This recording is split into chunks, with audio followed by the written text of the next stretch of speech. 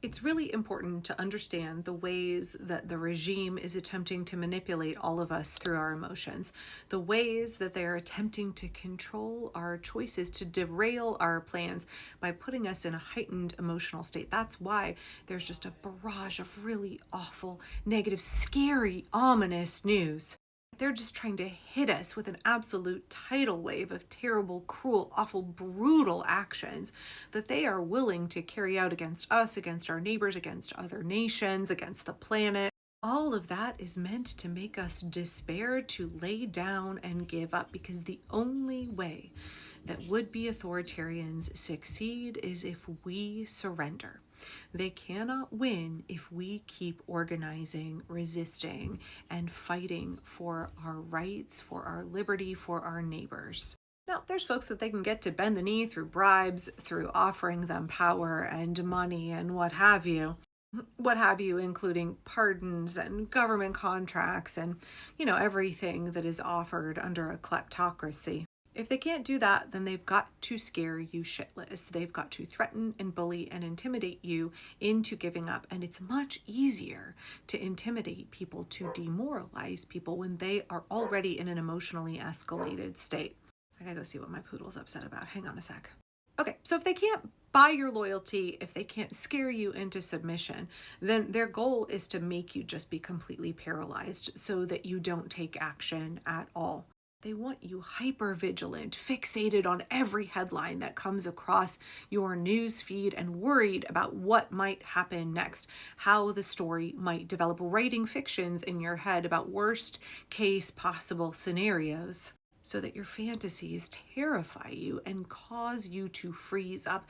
They are relying on their rhetoric, on their propaganda, on their actions, driving your cortisol through the roof, freaking you the fuck out. Like, if they can't get you to be so spun up in your anxiety that you're completely frozen, they want you distracted enough, dysregulated enough that you make mistakes, that you are unable to focus on the important planning and the important acts that are necessary for resistance. All of their propaganda is meant to manipulate your emotions, to derail your personal success and the success of the pro-democracy movement. And we are not giving these fucking fascy sons of bitches any victories over us. So many of the skills that I've learned, so much of the discipline that I engage in is like, I'm not gonna lie, purely out of spite. I'm a big believer in spiteful optimism. I am going to deprive them of every victory whenever possible. Right? It's that Sarah in the labyrinth, like, Jareth, you have no power over me. If they can't manipulate your emotions, they can't pull your strings, they are not going to be successful in their endeavors. And we don't want them to succeed in their endeavors, which are just like pure fucking evil, right? Extreme brutality, greed, corruption, suffering.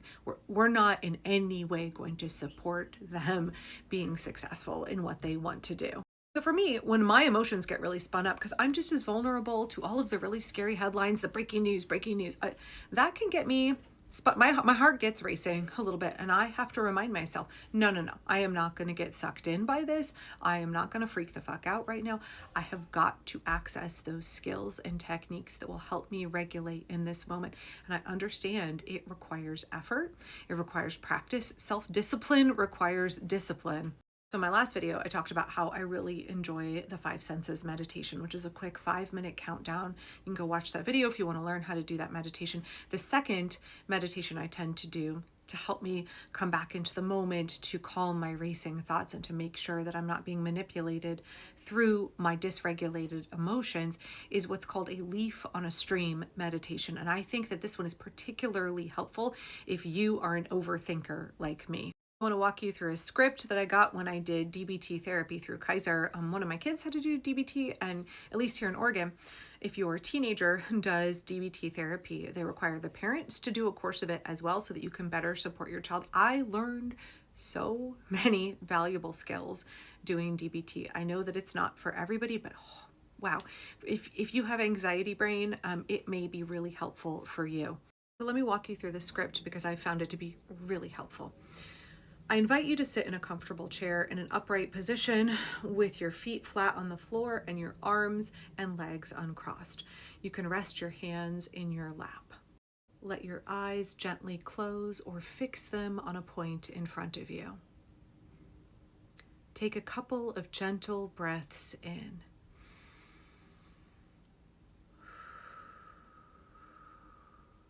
Notice the sound and feel of your own breath as you breathe in. I like to breathe in through my nose and then out through your mouth. Now, I'd like you to imagine that you're standing by the bank of a gently flowing stream, watching the water flow by. Imagine feeling the ground beneath you mossy and a little bit squishy, right?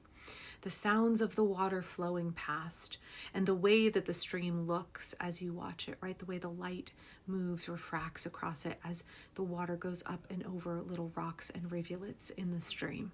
Imagine that there are trees all around you lining the stream bank, and they're gently dropping leaves, all shapes and sizes and colors. Those leaves are landing upstream, and then the current is carrying them down right in front of you, and then downstream and off and away.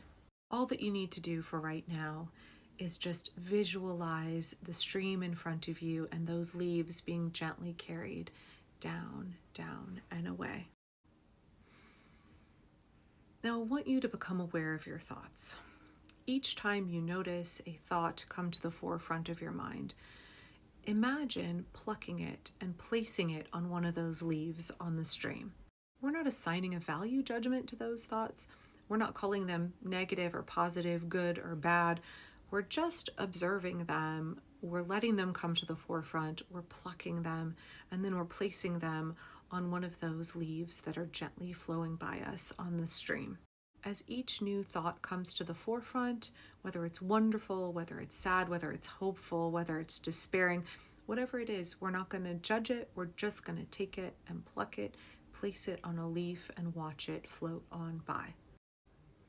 Now, if your thoughts stop, just take a moment and watch the leaves on the stream. Sooner or later, the thoughts will start up again. Allow the stream to flow at its own rate. Notice any urges to speed up or slow down the flow of the stream, and let these be plucked and placed on the leaves as well. Let the stream flow how it wants to flow. If you have any thoughts about this exercise, about this meditation, go ahead and pluck those and place them on a leaf as well. If you place a thought and find that it gets hung up on a rock in the stream and it won't move on by, that's okay. Just observe what's happening, and eventually the current will move it along, but we don't need to rush that process. It will happen in its own time. If while doing this meditation, you get caught up with a thought or a feeling such as boredom or impatience, just acknowledge it. Say to yourself, here is a feeling of boredom, or I'm feeling impatient, and then take that thought, take those feelings, put them on a leaf, and let it float away. Your observations are thoughts, and we're taking all thoughts, all observations, and we are plucking them and placing them on a leaf, and we're letting them float by. It's normal and natural to lose track of this exercise, by the way, as you go along. It will keep happening. You will lose track of your thoughts. You will forget to focus on the stream. You will have periods where there are no thoughts at all. That's all very, very normal. Just go ahead and bring yourself back to focusing on the stream, envisioning the leaves floating by. Begin once again to let your thoughts come to the forefront, pluck them, place them on a leaf. As your mind settles, as it's no longer racing with excessive thoughts, start to bring the exercise to a close. Allow the image of the stream to slowly dissolve and bring your attention back to you sitting in your chair in this room. Slowly open your eyes, look around the room, push your feet into the floor, have a good stretch. Bring yourself into this present moment and move on with your day.